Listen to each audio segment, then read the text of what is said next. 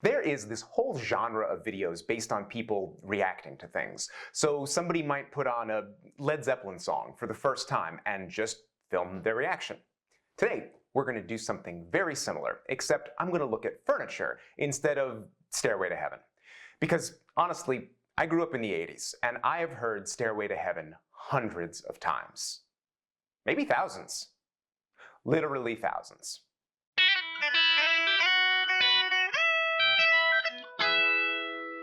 Today's video is all about viewer projects. A couple of my viewers volunteered to collect a bunch of stuff made by you and put it together into a slideshow for me.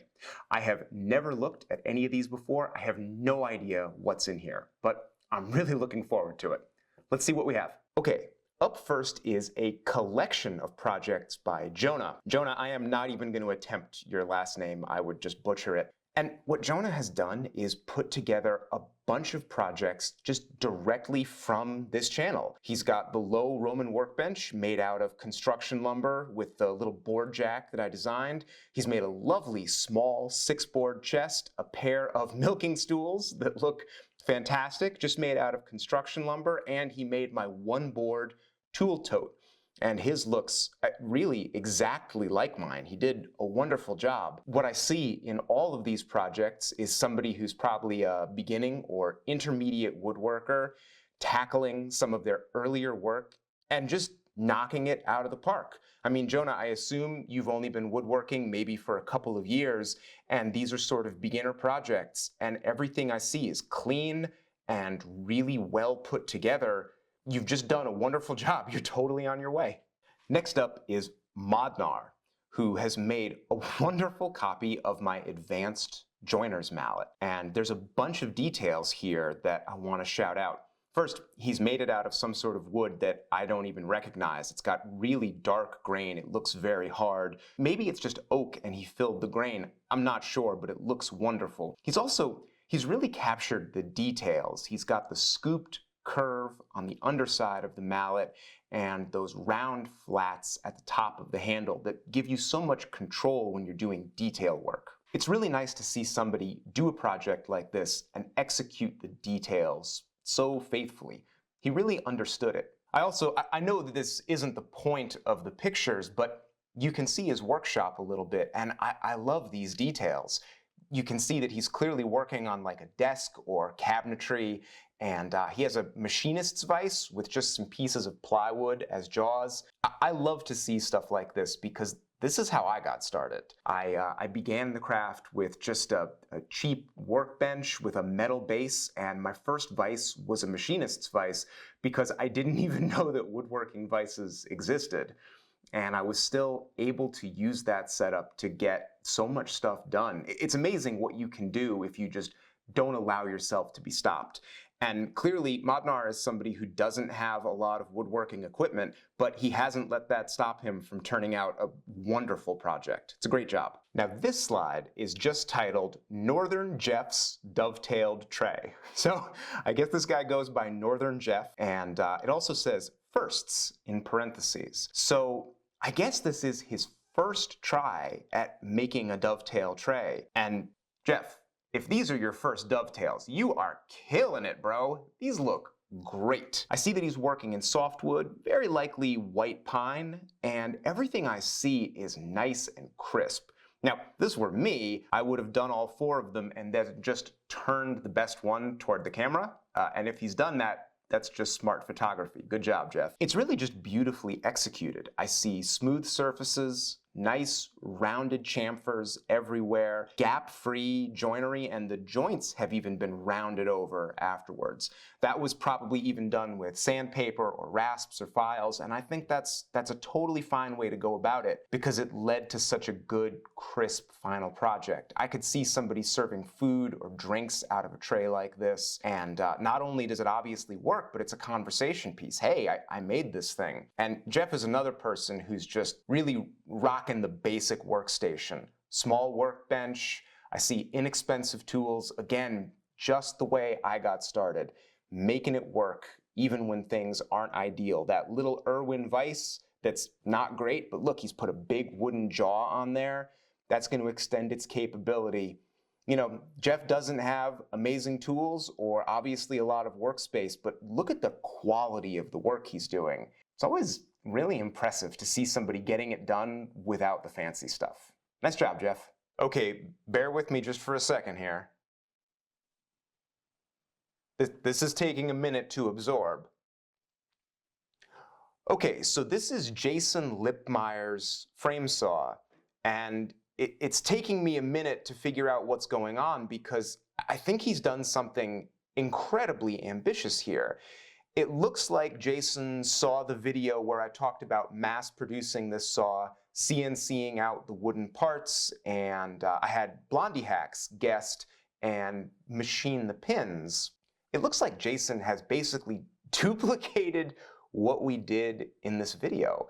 He has CNC'd all of the wooden parts. It looks like he made them out of walnut and they look beautiful. He would have had to write the CAD CAM for that and everything. That's not available. And then it also looks like he machined his own set of pins out of solid brass. And the end result is beautiful. He's done a wonderful job. He's used contrasting woods. Everything fits together really smoothly. I really like the transition between the arms and the center brace. Very smooth. The toggle on the string has a very pleasing shape, and I don't know what blade he's used, but it's a wide one. That's going to be good for things like ripping or maybe cutting dovetails. Every part of it is great. What I can't get over here is just the level of ambition. CNCing this thing out just to do one of them and then custom machining these parts. I mean, hold on, let me get mine. This is the one that we did for that project, and I'm very proud of this one. It came out great.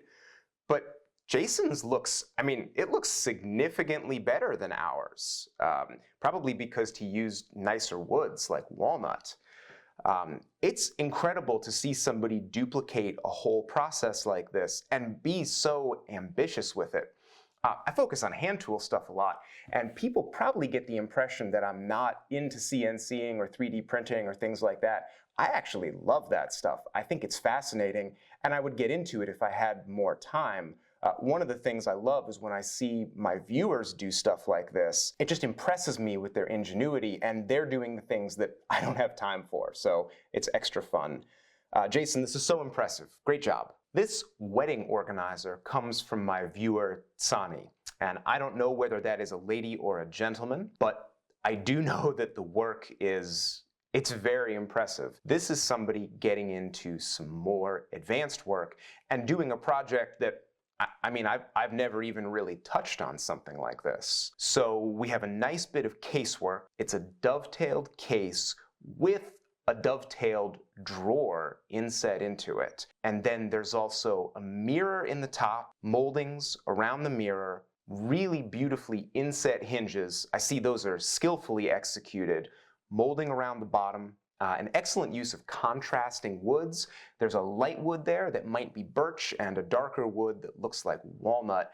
They work together beautifully. They just look great. And then the whole piece is very pleasingly proportioned. It's got a good ratio of height to length to depth. I think stuff like that is so much more important than putting a lot of decoration on a piece. This looks really good simple. If Tsani had just carved it, it wouldn't have improved anything. Just making the piece well proportioned, giving it a good shape, that's so much more effective than any little bits you could glue on or any little decoration. And this is a running theme of this whole slideshow, but again, I see a simple workspace. I don't know what that work surface is. It almost looks like stone. That looks like it would be tough to work on, but it's not stopping Tsani from getting work done. I like the photography here a lot. There's a nice piece of styrofoam or some sort of board that's back behind the organizer that was obviously put there just to hide embarrassing shop clutter. And you know, sometimes you might be asking yourself, Rex, why do you only film this part of the basement? Because the rest of it is not, I can't show the rest of it on camera. It's embarrassing. I can keep this much of it clean. So I completely understand why somebody would think, let me just put up a white thing here. Nobody needs to see what's behind that. It's not important. I agree completely. You know, this is a more advanced project, more advanced than a lot of the stuff I've done on this channel, and the execution is really impressive. It's probably a wedding gift, and I think anybody who got this would be very excited to get it. I would be excited to get a gift like this. In this next slide, we have a collection of stools and a table from Stephen Marchenzi. And I don't know because I didn't put this together, but I think what we're seeing here is somebody's progression as a woodworker. I see 4 distinct projects, and they're at 4 really distinct levels of skill. If I start with the one in the middle here, this looks like somebody's early project. It's got some half-lap joinery, some totally decent mortises to take the legs up through the top, and it looks good, but it's also basic. Everything's straight, all right angles. Then there's another piece that's all made out of flat work, joined together maybe with rabbets and with a stretcher across the bottom. This is very nice too, but also sort of basic. But you can see that there's a progression. I see a lovely trestle table with some bow ties in the top, some beautiful curves, some sleigh feet, and I think we have tusk tenons holding the trestle to the legs. This table is, it's light years ahead of these earlier projects. This is somebody who's progressing a lot in their work. I also see in the picture with the table, there is a swing hanging in the doorway. And I can tell from my own experience, that's somebody who's got a little kid in the shop and needs to keep them occupied. My daughter Stella is 8, and often when I'm filming these videos, she's down here doing something. It's challenging, and my heart goes out to other parents that have to try to get in a little shop time while they have a little kid. It's not easy. But there's 4 of them here, and the 4th project, I'm going to assume this is the most recent.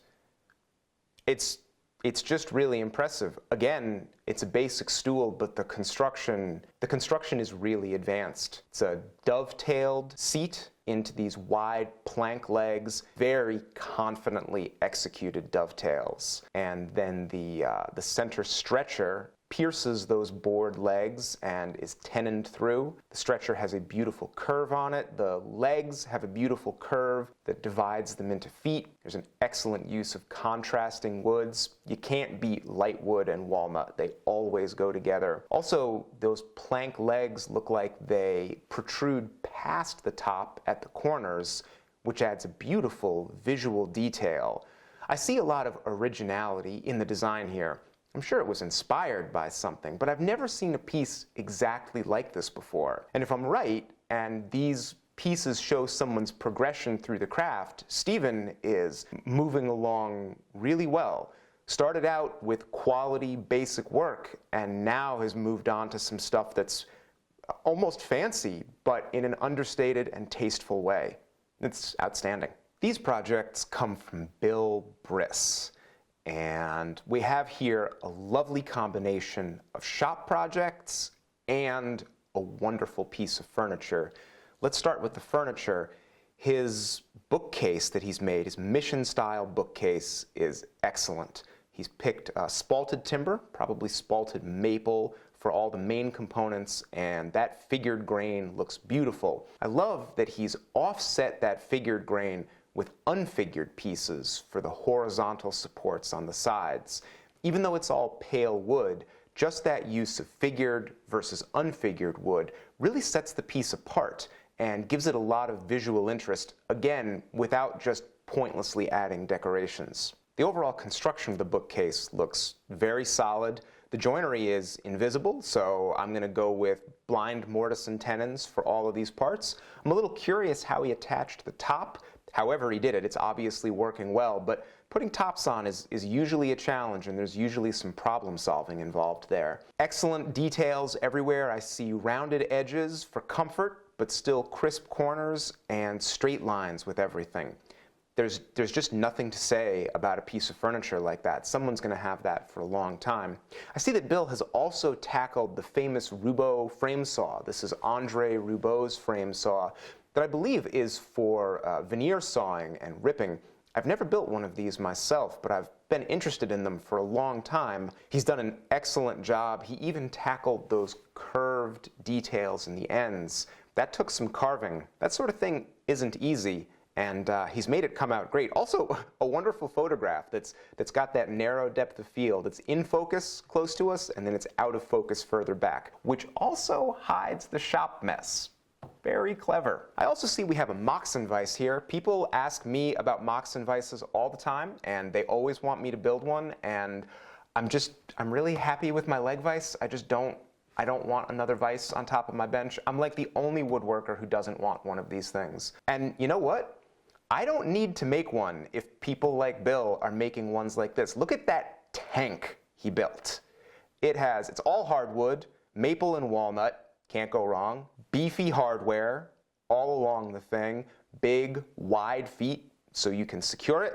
And I see he's working on the joiner's bench, which I'm really happy to see. I still think it's an inexpensive, easy way to build a workbench, and if it provided him a platform to make these amazing pieces, then it's fantastic.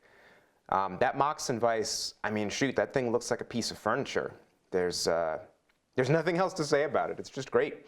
And the last thing I see here is that he's made a traditional style handsaw handle out of walnut, which is a great choice. Excellent work. The curves are very fair. It looks extremely comfortable, nice, crisp details. And then the part that I really want to shout out is that he even tackled the wheat carving, which is that little bit of detail on the handle there.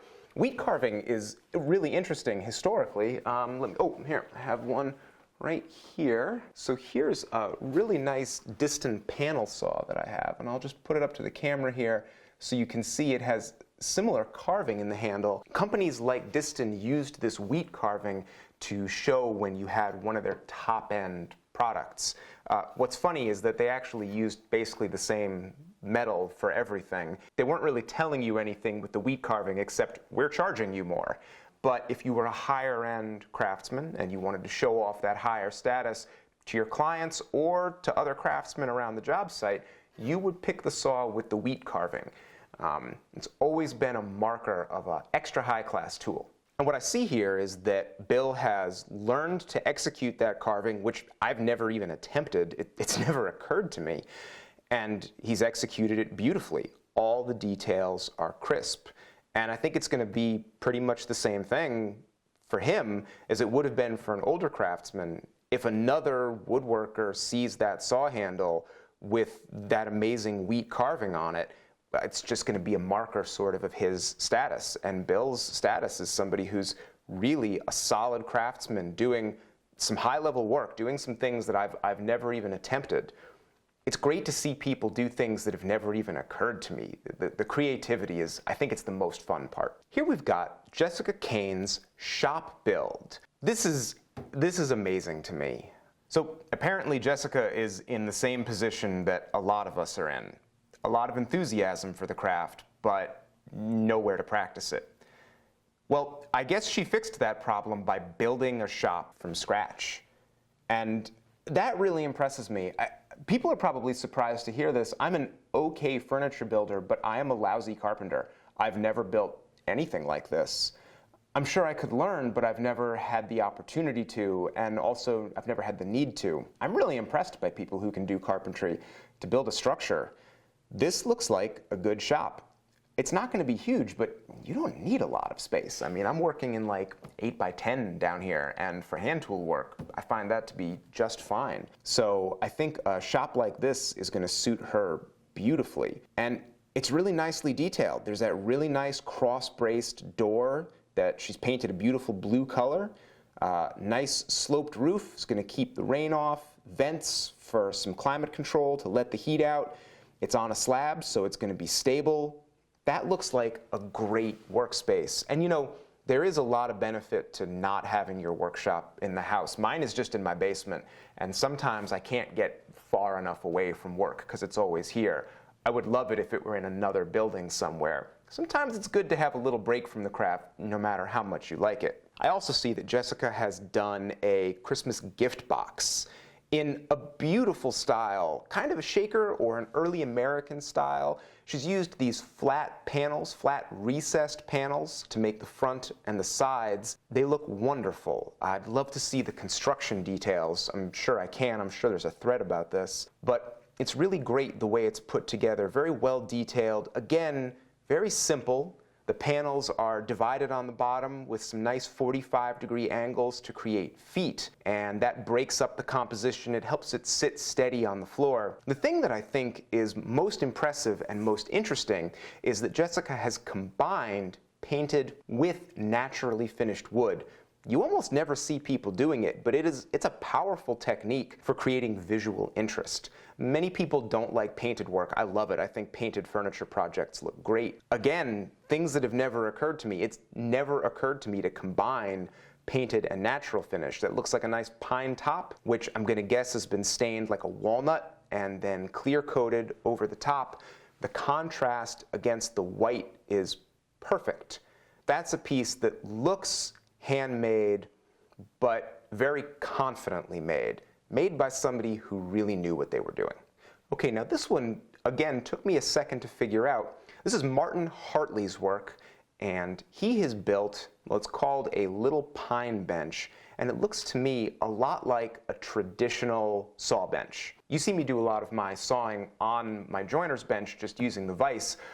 That's actually not the way I prefer to do it. What I really like is to use a bench. The ergonomics of getting up over your work and being able to use your shoulder and back muscles and also hold the work just by kneeling on it. That's like an unbeatable way to saw. It's much more ergonomic, it's healthier, and it's also a lot faster. So I understand why Martin would want to build a bench like this. It's a good sort of English pattern, traditional saw bench. Now he's got some interesting construction details. I think he's using a pegged or a screwed sort of cutaway to attach the aprons to the legs, and he's divided the bottoms of the legs to create feet, all very smart, and then he's got a split top. And what I think that does is give you extra support for rip cuts so that you can go right in between those two boards and have the piece you're working on be supported on either side, and you won't cut into your bench with your saw. That is a detail that you find on a lot of saw benches, and it's very smart. It makes the bench much more convenient to use. I also get the feeling that what he's doing here is making really a job site bench. It's not just a saw bench. I think it's made to do a lot of things. In the final picture here, he's included the bench propping up a door, and I see a hand plane there. So I assume that he's using the bench to hold the door while he planes that edge and does the install. It's a small bench, but it's holding up the door beautifully. I did a couple of doors when I was a custom builder. They are a pain to move around and work with. I can see how something like this would be a huge help, and it's also really practical. You just take this where the work is, and you have a good surface. Much better than just working on a sawhorse. Looking at this, I feel like I should build something like this. Martin, you've done a great job. Okay, so I'm just gonna be honest. This is one of those projects that makes me feel like I am less clever than I thought I was. This is my viewer, Ramin, and he's made a router plane, and it is amazing. There's no other word for it. It's amazing. I'm very proud of the router that I use in my videos. Hold on, let me get mine. So here's the router that you see me use in a lot of my videos. This is a shop-made tool, very, very similar to ones that were used in wood shops in the 18th and 19th century, just made out of a scrap of wood, and they would have a cutter for it. I just used a chisel instead of a standard cutter. I really like this tool, and I'm proud of it because it works well, and if you have the chisel, you can build it for essentially no money. But here's the thing. A tool like this will get you going, it works, but honestly, it's not as good as the good old-fashioned Stanley cast iron router plane. These are just better. The cutter is more parallel, and the handles give you excellent control. You can get a nice slicing cut. These work really well, and for a long time I've thought like, oh, I've got to make one of these out of wood. There has to be some sort of shop project. I should get that adjustability built in. It's got a nice adjustment screw, and I kept never really getting the project together. I could never solve a lot of the problems. Well, Ramin has done it. He's done everything that I never did. He's captured the shape of the Stanley wonderfully, It's nice and compact, it's round across the front with a big open throat so you can see what you're doing. And then I see knobs to either side that are going to give you a good grip and are going to be very comfortable. The most impressive thing is that he's sourced hardware that's going to give you basically the same adjustability that you get from the Stanley. I see an eye bolt and a wing nut that are going to hold that cutter. It's a commercial cutter, but I think that's the only commercial part he used. And then he's used a washer and I guess a flange nut. I'm not 100% sure what that's called, but it's a perfect solution. It fits right into the slot in the top of that cutter, and then he's got a threaded post that he's installed straight up and down. Looking at it, I have no doubt that you can get super precise adjustment with something like that. It looks wonderful. And then on top of that, he's made it out of oak. And you do see some vintage tools made out of oak, but not a ton. It wasn't the preferred wood because it can be a little chippy. That obviously wasn't a problem here. He was able to execute all the details crisply, and I see some nice smooth curves. Whatever challenges the wood posed, Ramin dealt with them. This is something that I've wanted to do for a long time, and I've never gotten around to it, never solved the problems. But here's somebody who did.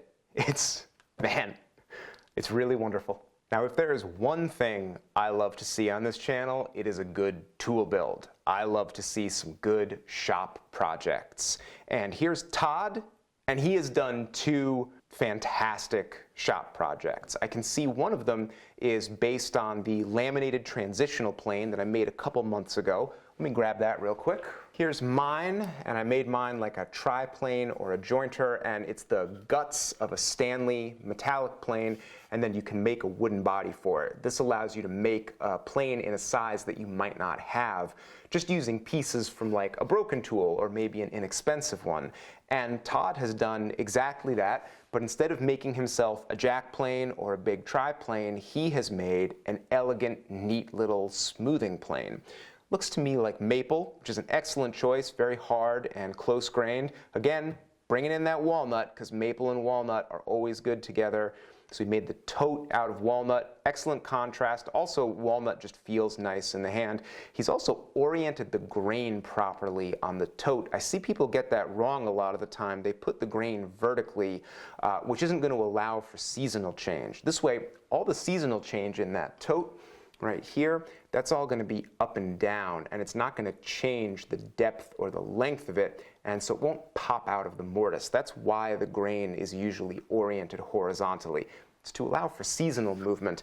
It's actually a very important detail, and Todd nailed it. I can't tell what hand plane he used for this. Could be a wartime Stanley. I'm not totally sure. But whatever the parts were, they really seem like they've worked, and all the other details are very well executed. This is a no-nonsense tool.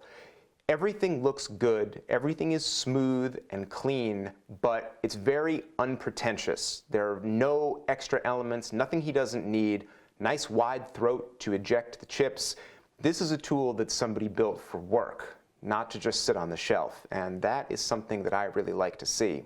He's also produced a turning tool. I used to do a lot more turning on this channel. I don't do a ton anymore just because I've moved more to hand tool furniture work. But he's done something here that I did when I was doing more turning, which was make your own tools. There are some turning tools that you really need to buy, and there are some others that you can just make. One of my favorite things to make is these carbide tools. The carbide tools are really just a steel shaft and then a carbide insert and a tapped hole. They're just not difficult to make. Todd has executed this tool confidently and then turned a handle, made a nice ferrule out of brass.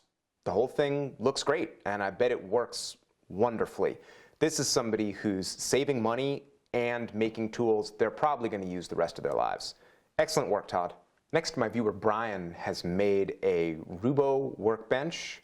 It looks like completely out of construction lumber, which is not easy. And it's a wonderful bench. I see a beefy slab top, big legs flush to the top for clamping, a big shelf which is going to hold all kinds of stuff, which it already is, and a really nice homemade leg vise.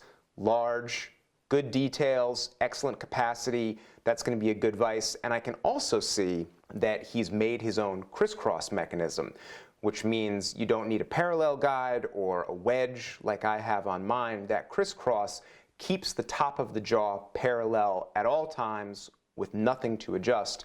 And it appears that he's made his own. It could be out of wood or it could be out of steel. I can't tell from the pictures, but it doesn't matter. You can make these a lot of different ways and they work. I also see from the pictures that Brian is just, he's another one of the people in the craft who's just struggling with space. Here he is, obviously in his backyard.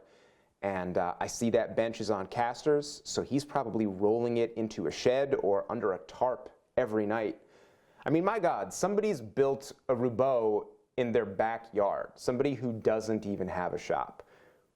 I don't know if anything in the world could say no excuses better than this. Here's somebody who's clearly up against it, doesn't have space, and it's not stopping him. I love to see that stuff. This is the example that people need. You know, in talking about these projects, I've actually lost my voice a little bit. I'm hoarse and can't really talk. I think I just got so excited about the projects. It's amazing to see people not only do good work, that's always great, but to do good work when they're obviously dealing with limitations.